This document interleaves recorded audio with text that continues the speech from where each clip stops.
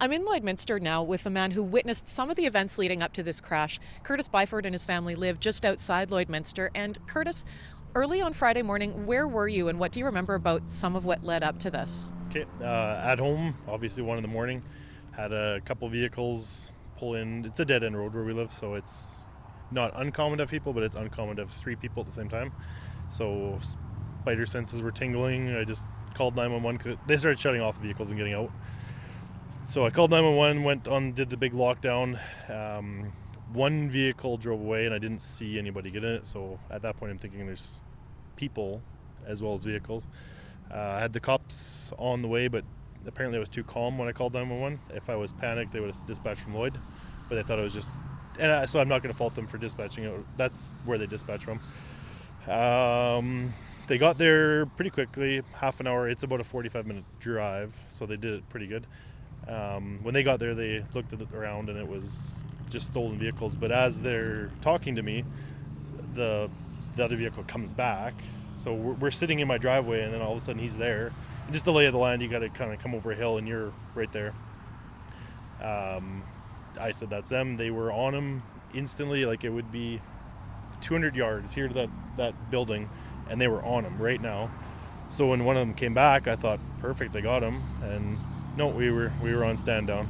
So that's when the frustration started, and then I found out 3 o'clock the next day that vehicle 35 or 6 minutes later killed 3 people. So then I started typing. Pardon me. Yeah. I guess when you sort of put together what happened, what went through your head, Curtis? I was very, very, very frustrated in the minute that they weren't allowed to do their job. But in that, it is what it is. I told friends and family, I said, let's just keep it on the down low. My kids don't need to know about this. But then when I found out that loser that was right there killed 3 people with the vehicle that was right there, the cop was right there, it was just beyond frustrating. And more for them than me. I was frustrated, but we were scared. People died. It's not about me at all. It's about the other family, the cop that could have prevented it.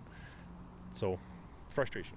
I know in your post you said you wanted answers. What about the officers who came back after they had been trying to chase down that white flatbed truck? Yeah.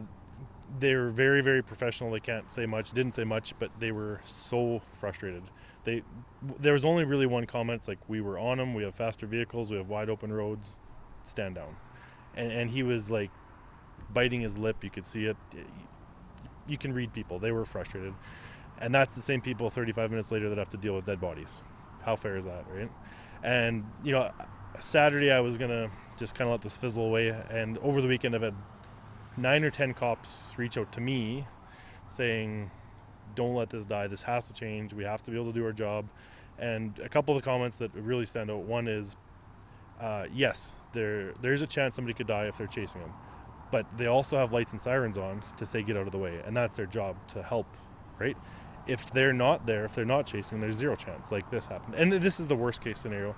And the other case was, if these guys know they can get away every time, they get away every time. If they know the cops are allowed to chase them again, maybe that in itself would cut down on crime.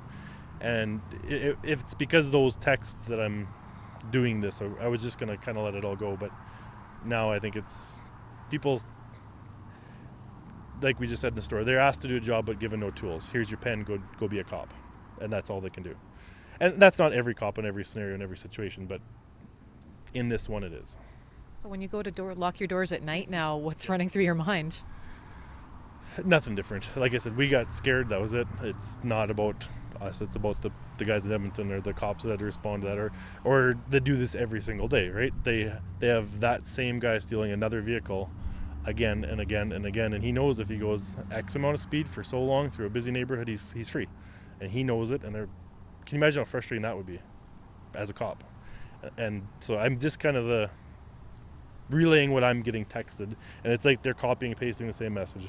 It has the main thing they're all saying is it has to go at the top. They can't be liable if somebody dies in a crash.